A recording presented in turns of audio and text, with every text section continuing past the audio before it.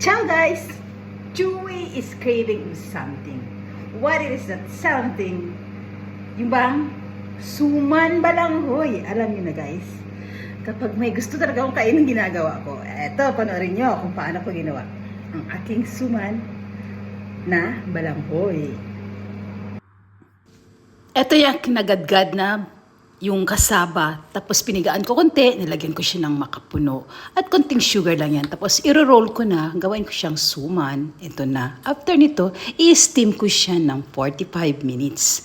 So easy as that lang guys. Yan ang aking craving. Ito na ngayon ang aking nagawang suman balanghoy. Ito na ang aking sumang balanghoy na kinikrave. Ganun si Chewy gumagawa. Kapag may paraan, kahit dalawang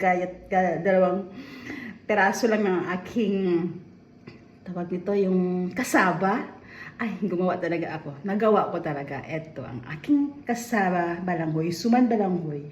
Hindi siya gaanong matamis kasi, you know, we're getting older. Ingat na sa mga sweets. Wala pa namang sakit na diabetes. Pero papunta na rin doon kasi sometimes tumataas ang aking sugar. So, I have to eat less sugar. Ito siya, konti lang sugar nilagay ko. Pero may nilagay ako na masarap sa gitna. Yung bang makapuno na nagdadagdag siya ng lasa. Ayan, ipakita ko sa inyo ang aking ginawang suman balanghoy. Bono, delicious and yummy. Sarap. Hindi siya matamis. Masyado. Hindi naman sa sobrang matabang kasi meron siyang makapuno sa loob nito. Ayan, tingnan natin. Ayos na.